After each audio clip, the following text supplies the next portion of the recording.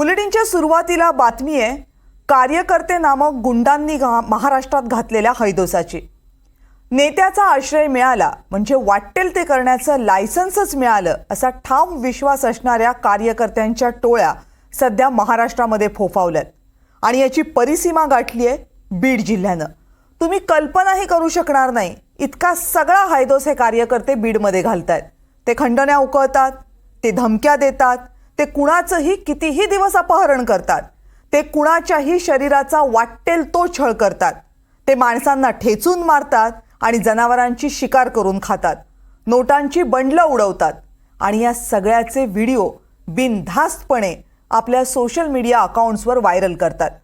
पण बिशात पोलिसांची जर त्या कार्यकर्त्यांना हात लावतील, कारण या कार्यकर्त्यांच्या मागे त्यांचा नेता इतक्या भक्कमपणे उभा असतो की एक वेळ पोलीस अधिकाऱ्याची बदली होईल पण या कार्यकर्त्यांच्या केसाला धक्का लागणार नाही।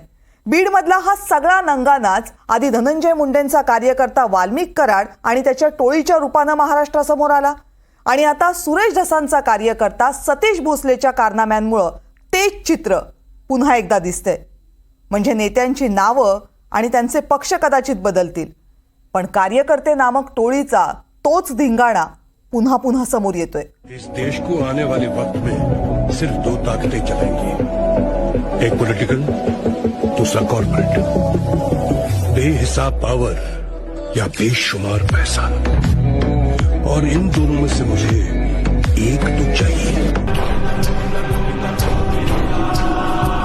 दिवसा ढवळ्या गाडीच्या टपावर उभं राहून नोटा उधळतो, कॉलेजच्या विद्यार्थ्यांना धमक्या देतो, पैशांची बंडलं मांडून रील्स बनवतो, हरणांची शिकार करून तस्करी करतो आणि हे सगळं करताना तो पोलिसांनाच काय देवाला पण घाबरत नाही। तो झुकतो तो फक्त एका माणसापुढे, त्याच्या नेत्यापुढे। या कार्यकर्त्याचं नाव आहे सतीश भोसले आणि त्याच्या नेत्याचं नाव आहे सुरेश धस। सुरेश धसांनी धनंजय मुंडेंच्या बीडच्या परळीतला कार्यकर्ता वाल्मिक कराडच्या विरोधात महाराष्ट्रात रान उठवलं, पण त्याच बीडच्या शिरूरमध्ये सुरेश धसांचा कार्यकर्ता गेली 2 वर्ष काय हैदोस घालत होता ते धसांना दिसलं नाही। सतीश भोसलेचा हैदोस जरा तपशीलवारच बघा। हैदोस क्रमांक 1। इस शहर को चलाने के लिए सिर्फ 2 लोग चाहिए, सुल्तान और मैं। बाकी पांडू सब बनवास जाएंगे। भर रस्त्यात भर दिवसा सतीश भोसले नोटा उधळतो, त्याचे रील्स बनवून सोशल मीडियावर टाकतो। इकडं 2 फूट सूर्यानं केक कापल्याचे व्हिडिओ टाकले की पोलीस कारवाया करत घरापर्यंत येतात, पण देशाची शान असणाऱ्या नोटा उडवूनही भोसलेला काहीही फरक पडत नाही। हैदोस क्रमांक 2। गावात काही घटना घडली म्हणून सतीश भोसले एका शाळेत जातो, तिथल्या सगळ्या विद्यार्थ्यांना मैदानावर बसवतो आणि हात पाय तोडण्याची धमकी देतो। बापाचा नाद नाही करायचा। वर माझ्यावर खूप गुन्हे दाखल आहेत, आणखी झाले तर फरक पडत नाही असंही सांगतो। संपूर्ण शाळा प्रशासन आणि 200 विद्यार्थी ही दहशत उघड्या डोळ्यांनी पाहतात, पण कुणाची पोलिसांना सांगण्याची हिम्मत होत नाही। पण सतीश भोसले याचं रील करून बिनधास्त व्हायरल करतो। ज्यावेळेस सर काय करणार नाही त्यावेळेस तुम्ही माझ्या हाताने होणार नाही, डायरेक्ट तुमच्या हातपाय मोडून जेलमध्ये यायला तयार आहे। पहिल्या माझ्यासाठी मोठ्या केसेस आहेत, एखाद्या लेकरा बाळा असेल आपण केस झाल्या माझ्यावर काही फरक पडत नाही, एवढीच वार नाही का तुम्हाला? बापाचा नाद नाही करायचा। हैदोस क्रमांक 3।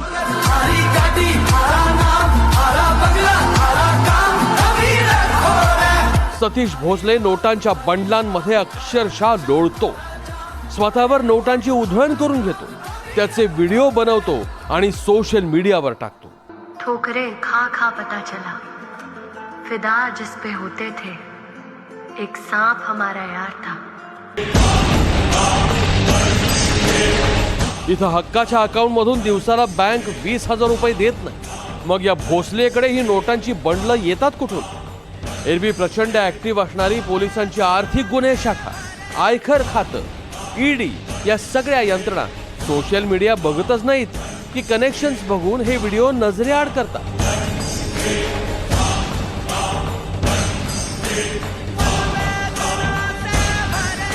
इसे बोलते घोड़ा।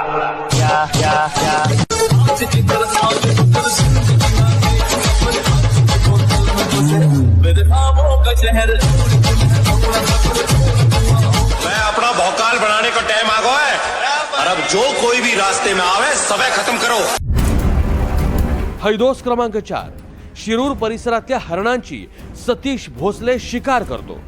ज्यांनी हरणांना लळा लावलाय त्यांची हरणं पकडून पकडून मारतो आणि विरोध केला तर त्यांनाही मार मार मारतो.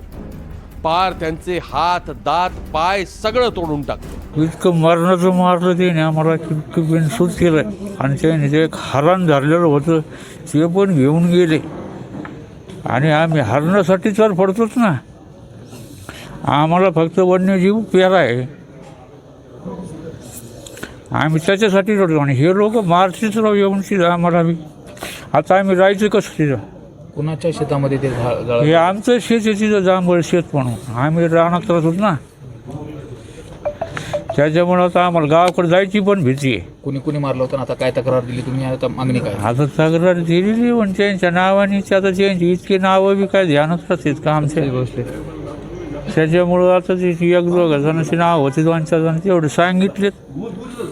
त्याच्यामुळं आता पुढं काय होतं काय अजून रस्ता आम्हाला मारतात काय माहिती. आता भीती वाटते. भीती म्हणजे एकदम आम्हाला जाऊच वाटत नाही घरी. दहशत आहे त्याची.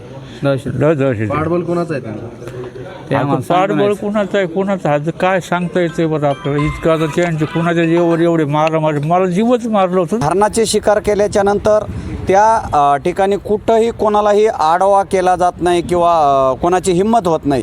दबक्या आवाजात त्याची फक्त चर्चा होती. आता आमच्यासारख्या प्राणीमित्रांनी थोडासा बोलण्याचा प्रयत्न केला तर आपल्याला म्हणजे पाहायला मिळत असेल की जे शिकारी करणारे लोक आणि जो त्यांचा मोरख्या आहे की फार मोठ्या गुंड प्रवृत्तीचा आणि गुंड आहे. त्या परिसरात त्याची शिरूर तालुक्यामध्ये एवढी दहशत आहे. सगळ्याला माहिती आहे सतीश भोसले आणि त्याची संपूर्ण टोळी. आपण पाहतोय त्यांचा मोरख्या कोण आहे? सतीश भोसले. मग आता त्याच्या अंगावरती सोनं, या गाड्या पाहून ह्या तस्करीमधून बी आपल्या मला काही एवढं त्याचं नॉलेज नाही, पण याची काही तस्करी काही भाग काही म्हणजे त्याची विक्री करून त्याचा पैसा जमा करून कदाचित एवढं मोठं सोनं गाड्या असू शकतात, काय सांगता येत नाही. गेल्या 1.5-2 वर्षात सतीश 200 हरणं मारल्याचा संशय आहे. पण वन खात्याला त्याची माहितीच नाही ना. गुरुवारी या बातम्या यायला लागल्या तेव्हा वन खात्याला जाग आली. मग आज वनपाल ढाकणेंच्या गावात पोहोचले तेव्हा त्यांना एका हरणाचे अवशेष सापडले. सदील या 22 तालुका शिरूर या ठिकाणी आम्ही हजर झालो. सदर घटने ठिकाणी हजर झाल्यानंतर सदर ठिकाणी एका प्राण्याचे शिंगे व डोक्याचा भाग आढळून आले आहे. सदील घटनेचा आम्ही पंचासमक्ष पंचनामा पूर्ण करेल असून सदील जे अवशेष आढळलेले आहेत ते नैसर्गिक मृत्यू झालेला आहे का व त्याची शिकार झाली हे सध्या आपण काही सांगू शकत नाहीत. आम्ही सदील अवशेष जप्त केलेले अवशेष हे फॉरेन्सिक लॅबला आपण पाठवत आहोत. अहो 2 चिंकारा हरणांची शिकार केल्यावर बिश्नोई गँग सलमान खानच्या जीवावर उठली तिकडं. इथं तर भोसलेनं 200 हरणं मारल्याचा संशय आहे, पण कोणी चकार शब्द काढत नाही. हैदोस क्रमांक 5 महिलेची छेड काढली या कारणावरून सतीश भोसलेनं एका तरुणाला बॅटनं बेदम मारहाण केली. तो तरुण प्रचंड वेदनांनी गयावया करत होता, पण भोसले त्याला मारतच सुटला होता.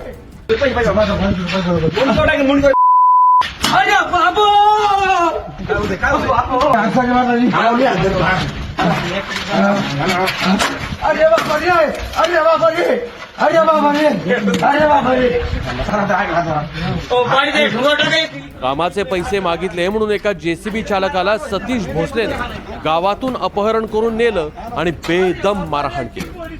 हा सतीश भोसले शिरूरमध्ये खोक्या नावानं ओळखला जातो. सतीश भोसले हा 30 वर्षांचा तरुण आहे. बीडच्या शिरूर कासार तालुक्यातल्या झापेवाडीचा राहणार आहे. गेल्या 5 वर्षांपासून भोसले राजकारणात सक्रिय झाला. भाजपच्या महाराष्ट्र भटके विमुक्त आघाडीचा अध्यक्ष झाला.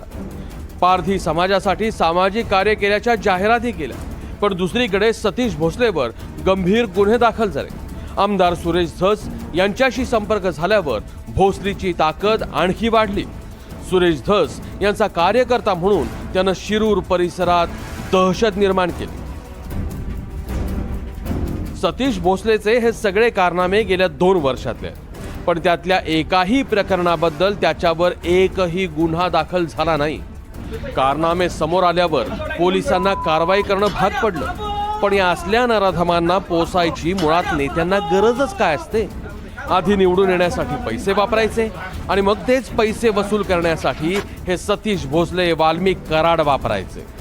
मग ते करताना या हैवानांनी काहीही हैदोस घातला तरी त्यांच्याकडे सपशेल डोळे झाक करायची.